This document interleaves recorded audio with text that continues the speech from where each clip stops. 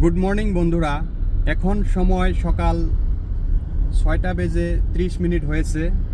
আমি যাচ্ছি গুয়াহাটি এয়ারপোর্টের দিকে।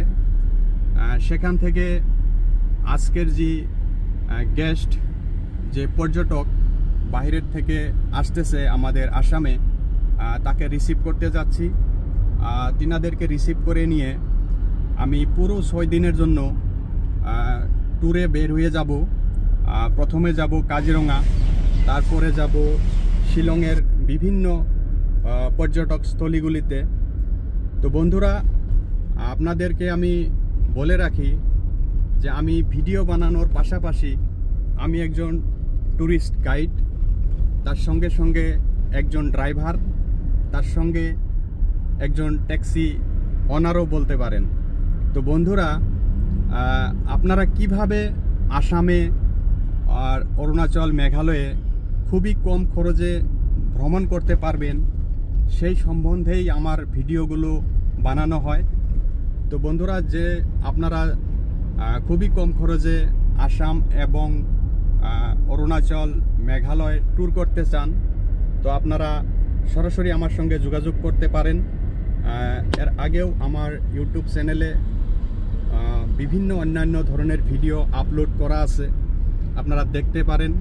আর সরাসরি আমাদের ক্যাব অপারেটর ইউনিয়ন থেকে ট্যাক্সি হায়ার করতে পারেন। আজকে যিনি আসতেছেন মুম্বাই থেকে, তিনিও আমাদের ক্যাব অপারেটর ইউনিয়ন থেকেই সরাসরি কোনো কমিশন না দিয়ে ট্যাক্সি বুক করে নিয়েছেন। আজ এই ট্যাক্সিটি যা দেখছেন, তেনাদেরকে রিসিভ করতে যাব। আর সেই মুম্বাই থেকে আসা যে গেস্ট, তিনি এই 6 দিন এই গাড়িটি ব্যবহার করবে। তো দেখতে থাকুন কি এই 6 দিনে কোথায় আমরা যাই, কিভাবে কাজিরঙা এবং শিলংয়ের বিভিন্ন জায়গাগুলিতে এই 5 দিনে ভ্রমণ আমরা করব। তো কি কি দেখার জায়গাগুলো আছে আপনাদেরকে সরাসরি আমি দেখানোর চেষ্টা করব। 6 দিন আসাম মেঘালয় ভ্রমণের আজকে আমার প্রথম দিন। আজ আমি ইতিমধ্যেই গুয়াহাটি এয়ারপোর্টে এসে উপস্থিত হওয়া পর্যটক মেহমানদের নিয়ে গুয়াহাটি থেকে কাজিরঙাতে চলে যাব। এই দীর্ঘ 6 ঘন্টা যাত্রাপথে আমাকে 2 জায়গাতে ব্রেক নিতে হবে। প্রথমতে আমি আমার গাড়িতে ফুল ট্যাঙ্কি ডিজেল লোড করব। তারপর আরও 3 ঘন্টা রাস্তা অতিক্রম করার পরে রাস্তার পাশে একটি সুন্দর ধাবাতে আমি তথা আমার গেস্ট সহ লাঞ্চ করে নিব।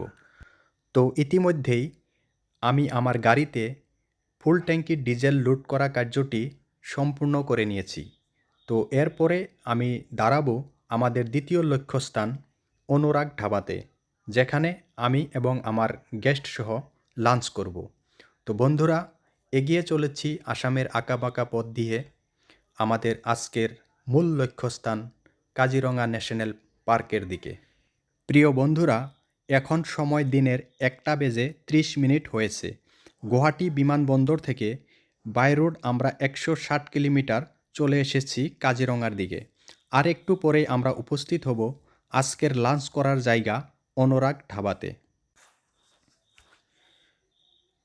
এইটাই হচ্ছে সেই জনপ্রিয় ভেজ আর নন ভেজ অনুরাগ ধাবা, যেখানে পর্যটকেরা খেতে খুবই পছন্দ করে।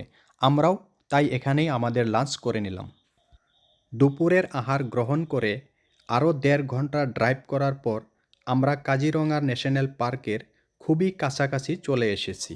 আর একটু পরেই আমরা কহরা মেন পয়েন্টে উপস্থিত হব। এটাই হচ্ছে কাজিরঙাতে প্রবেশ করার কহরার মূল গেট। কাজিরঙাতে ঘুরতে আসা 90% পর্যটকই এই কহরা গেট দিয়েই তাদের জিপ সাফারি করতে পছন্দ করে। তার কারণ, কহরা গেটটি হচ্ছে কাজিরঙার মধ্য অঞ্চলে অবস্থিত। তাই আমার সঙ্গে আসা পর্যটকেরাও তাদের জিপ নিয়ে এই কহরা গেট দিয়েই অরণ্যতে প্রবেশ করতে চলেছে। জিপ সাফারি কমপ্লিট করে তারা এখানেই আবার ফিরে আসবে, আর আমি সেই পর্যন্ত এখানেই তাদের জন্য অপেক্ষা করব। প্রিয় বন্ধুরা, ইতিমধ্যেই আমার গেস্ট তাদের জিপ সাফারি সম্পূর্ণ করে ফিরে এসেছে, আর আমি তাদেরকে আমার গাড়িতে বসিয়ে নিয়ে আজকে তিনাদের যে বুকিং করা গেস্ট হাউস আছে সেই দিকে আমি এখন এগিয়ে চলেছি।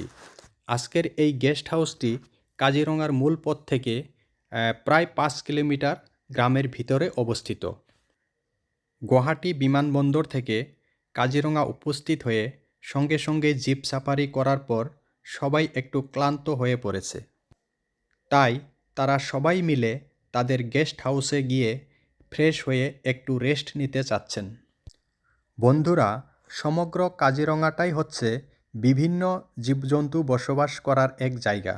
তাই কাজিরঙার যে কোনো অঞ্চলে আপনি যাবেন এমনই অরণ্যময় পরিবেশ দেখতে পাবেন। হঠাৎ কোন মুহূর্তে কোন বন্যপ্রাণী এসে আপনার সামনে দাঁড়ায় তা কিন্তু বলা খুবই কঠিন। তাই কাজিরঙা ঘুরতে আসলে সব সময় নিজেকে সতর্ক রাখতে হয়। অবশেষে আমাদের গেস্ট হাউস আমরা পেয়ে গেছি। এই গেস্ট হাউসের নাম হলো কদমবরী। এখানেই 1-1.5 ঘন্টা রেস্ট নিয়ে সন্ধ্যার পরে আমরা চলে যাব কাজিরঙা ন্যাশনাল পার্কে থাকা অর্কিড পার্ক কালচারাল নাইট প্রোগ্রামে। কাজিরঙা অর্কিড পার্ক উত্তর পূর্বাঞ্চলের একমাত্র এবং সর্ববৃহৎ একটি বায়োডাইভার্সিটি পার্ক, যেখানে সংরক্ষিত করে রাখা হয়েছে অনেক প্রকারের অর্কিড এবং হাজারো এমন বিলুপ্তপ্রায় গাছপালা, যা আপনি দিনের বেলায় আসলে দেখতে পারবেন। যদিও অর্কিড পার্ক দিনের বেলায় একটি বায়োডাইভার্সিটি সেন্টার হিসেবে প্রদর্শিত হয়ে থাকে, কিন্তু রাত হওয়ার সঙ্গে সঙ্গেই সম্পূর্ণ 2 ঘন্টার সময় বাহিরের থেকে আসামে ঘুরতে আসা পর্যটকদের মনোরঞ্জনের জন্য আসামে প্রচলিত সব জাতি জনগোষ্ঠীর পরম্পরাগত সঙ্গীত এবং নৃত্যকে জীবন্ত রূপে মঞ্চস্থ করে দেখানো হয়।